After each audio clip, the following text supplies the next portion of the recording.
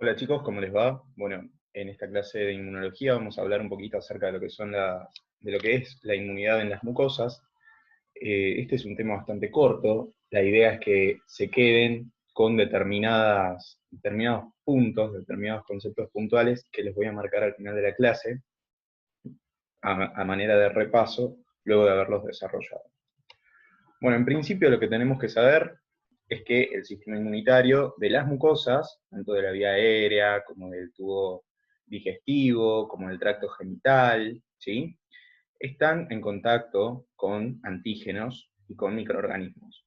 Algunos de esos antígenos y microorganismos forman parte de nuestra microbiota habitual. Y ustedes dirán, ¿esos microorganismos son propios? Y no, no son propios, porque son células distintas, tienen un ADN distinto, entonces nuestro sistema inmunitario los va a reconocer como ajenos. Pero nuestro sistema inmune tiene que ser capaz de decir, sí, esto sí es ajeno, pero de alguna manera es mío, porque vive conmigo, y no me está haciendo nada. Entonces, el tubo digestivo, todas las mucosas, ¿sí?, deben discriminar a los microorganismos de la microbiota habitual de antígenos que sí son nocivos.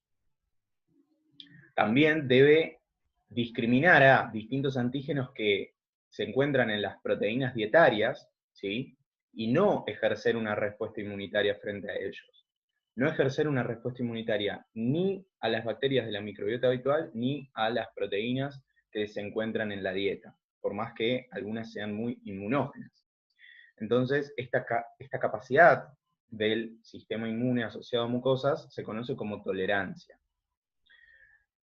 Insisto, es la capacidad de no reaccionar frente a distintos estímulos, tolerar ciertos estímulos, tales como la presencia de la microbiota habitual o bien a las proteínas dietarias, y sí generar una respuesta inmunológica vigorosa frente a microorganismos patógenos que sí merezcan dicha respuesta.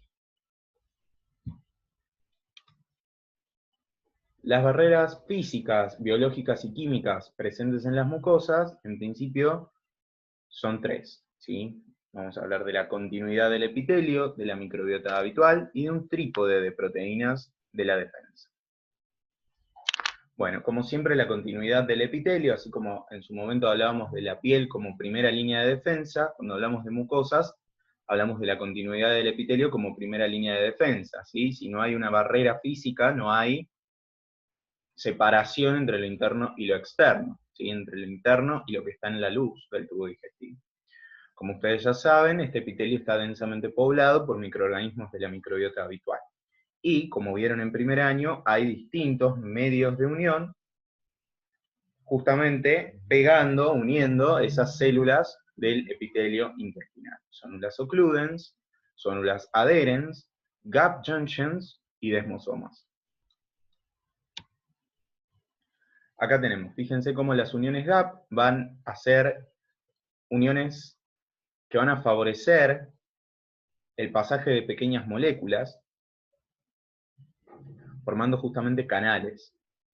Después vamos a tener las uniones oclusivas, que son las células occludens, que van a sellar bien los espacios entre las células epiteliales, y son las que van a lograr la exclusión de antígenos y de distintos patógenos, mientras que después tenemos las uniones de anclaje, que son la célula adherens y los desmosomas. Son uniones un poquito más laxas que las células occludens. Siguiendo con lo que son las barreras físicas, biológicas y químicas presentes en las mucosas, es importante comentar que este epitelio, ¿sí?, el epitelio intestinal, va a representar una membrana cuya permeabilidad es modificable por distintos factores. No es que el epitelio intestinal es totalmente impermeable, si no, no podríamos absorber ni siquiera nutrientes. Entonces, hay elementos que van a favorecer la permeabilidad, que van a aumentar la permeabilidad, por ejemplo, el interferón gamma y el factor de necrosis tumoral alfa, ¿sí?, que son, acuérdense, citocinas proinflamatorias, y van a disminuir la permeabilidad la IL-10, por ejemplo, que es una citocina antiinflamatoria. Bueno, Después tenemos la microbiota habitual, ¿sí? Como siempre, las bacterias de la microbiota habitual van a competir por espacio y por nutrientes con los microorganismos patógenos, lo cual es beneficioso para nosotros, porque siempre me va a convenir que una bacteria buena esté creciendo en una determinada parte de mi cuerpo, evitando que ese sitio sea ocupado por una bacteria patógena, justamente, o una bacteria mala. Colaboran con la digestión de hidratos de carbono y con la síntesis de vitaminas, tales como la vitamina K, y favorecen el desarrollo de órganos linfoides asociados a la mucosa intestinal. Y después tenemos el trípode de péptidos antimicrobianos producidos constitutivamente en las mucosas, ¿sí? Se llama trípode porque son 3 tipos de proteínas que participan en la defensa de, básicamente, el tubo digestivo y de otras mucosas. Las mucinas, las proteínas antimicrobianas, tales como la lisozima, las defensinas, las catelecidinas y la lactoferrina, y la IgA secretoria, ¿sí? Que carece de las características típicas de las inmunoglobulinas, tales como opsonización o activación del complemento. Esta es una característica propia de la IgA asociada al tubo digestivo. No va a ser capaz de opsonizar ni de activar el complemento. ¿Por qué? Porque así evita la puesta en marcha de una respuesta inflamatoria indebida. A mí no me conviene tener una respuesta inflamatoria exagerada y todo el tiempo tener una respuesta inflamatoria a nivel del tubo digestivo. Esta es una idea que quiero que se lleven de esta clase. Si nosotros tuviéramos una respuesta inmunológica vigorosa frente a todos, absolutamente todos los antígenos con los que nuestra mucosa intestinal contacta, viviríamos inflamados, ¿sí? Y esto es un poquito lo que le pasa a las personas que tienen enfermedad inflamatoria intestinal, ¿sí? Que es una enfermedad justamente inflamatoria crónica que afecta al intestino delgado o al grueso, donde hay una reacción inflamatoria permanente. Eso ocurriría si nuestro sistema inmunitario asociado a mucosas reaccionara constantemente, por ejemplo, frente a las bacterias de la microbiota habitual, que todas tienen patrones moleculares asociados a patógenos, factibles de ser reconocidos como ajenos, y tranquilamente podríamos ponerles en práctica una respuesta inmunitaria. Lo mismo frente a las proteínas dietarias. ¿Sí? Hay muchas proteínas que nosotros comemos que son sumamente inmunógenas. Si nosotros generáramos una reacción inflamatoria frente a cada proteína inmunógena que comemos, viviríamos inflamados. Entonces, el sistema inmunitario asociado a las mucosas y el epitelio intestinal siempre van a tratar de ser tolerigénicos. Esto también hace a la tolerancia. Tratar de generar la menor inflamación posible, ¿sí? Activarse solamente frente a aquellas bacterias, virus, hongos o parásitos que son verdaderamente patógenos y que verdaderamente merecen una respuesta inmunitaria vigorosa. Después vamos a tener el tejido linfático asociado a mucosas, que su función es la protección de las mismas, contiene el 80% de los linfocitos del organismo, y como ustedes ya habrán visto en primer año, hay diversos sistemas que operan en distintas localizaciones. Vamos a tener el tejido linfático asociado al tubo digestivo, el tejido linfático asociado al árbol bronquial, el tejido linfático asociado al tracto nasofaríngeo, etc. Acá el que nos importa es el asociado, por supuesto, al tubo digestivo.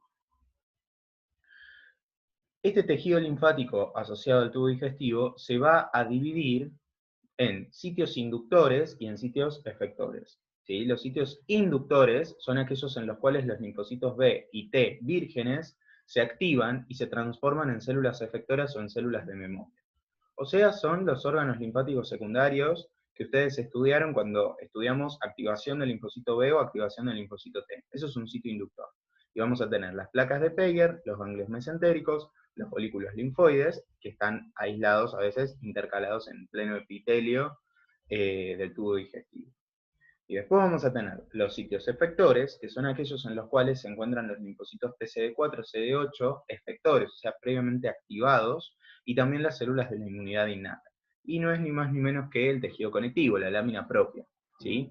Entonces, si yo quiero poner en práctica una respuesta inmunitaria de novo frente a una bacteria que está en mi intestino, una bacteria patógena que está en mi intestino y que yo nunca antes había contactado con ella, esa bacteria de alguna manera tiene que ser acercada al sitio inductor, ¿sí?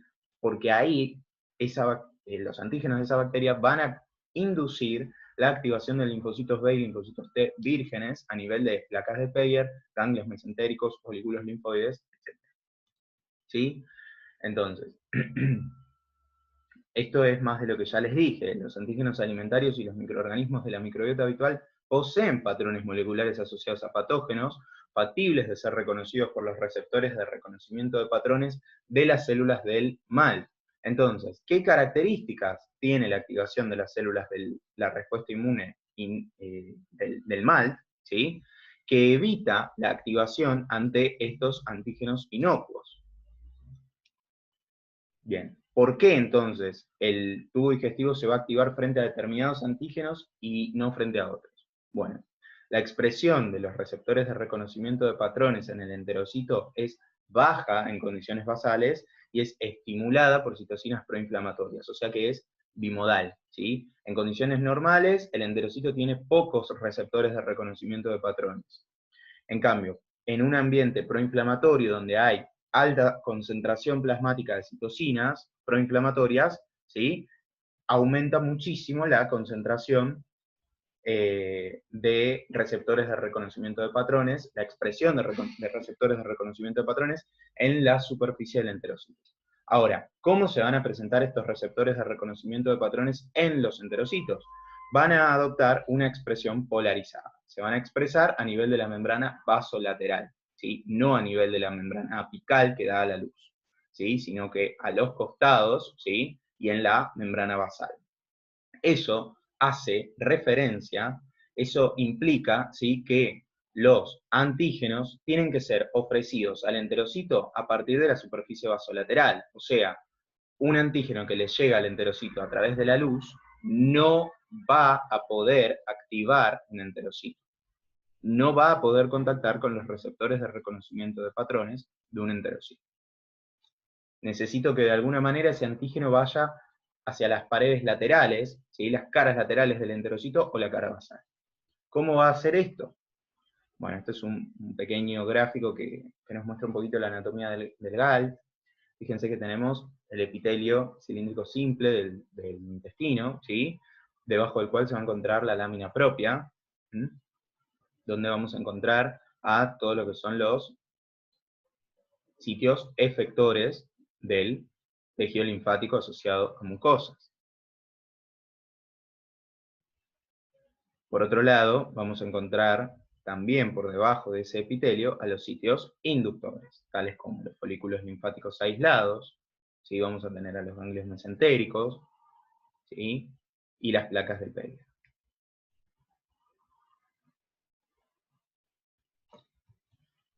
Bueno, las células M son un tipo de células típicas del tejido linfático asociado a mucosas que se encuentran imaginándose entre los enterocitos en estrecho contacto de la luz. Estas células M son células muy importantes que se describen histológicamente como si tuviesen dos bolsillos, ¿sí? En su estructura, ¿sí? Esos bolsillos les sirven a estas células para traslocar antígenos desde la luz intestinal hacia la lámina propia. Entonces, ¿se acuerdan que yo les dije hace un rato que el antígeno de alguna manera tenía que pasar desde la luz hacia las caras laterales o basal, ¿sí? Del enterocito, ¿sí? Hacia la lámina propia, para poder inducir una respuesta vigorosa? Bueno, la principal vía de ingreso de los antígenos desde la luz hacia los sitios inductores son las células M, porque son células que tienen altísima capacidad endocítica y baja capacidad degradativa. Son células que forman parte del sistema monocítico macrofágico. Para llegar al sitio inductor, entonces, además de las células M, el antígeno va a ser trasladado por transitosis o mediante una célula dendrítica que se halle en la luz. Acuérdense que transitosis es a través de una célula. Bien, las células dendríticas van a procesar al antígeno, lo van a convertir en un péptido y lo van a llevar hacia las áreas T de las placas de Peyer y a las de los ganglios mesentéricos. Ahí entonces se va a producir la activación de los linfocitos T vírgenes, mientras que los enterocitos y las células M no van a procesar, ¿sí? Al antígeno, porque justamente no son células dendríticas, no son células presentadoras de antígenos profesionales. El antígeno en su estructura nativa, ¿sí? Lo van a presentar a nivel de los folículos linfáticos y van a activar a los linfocitos B vírgenes. Acuérdense que los linfocitos B vírgenes no necesitan que el antígeno que se les presente sea procesado previamente, porque lo van a reconocer en su conformación nativa. También pueden ser capturados desde allí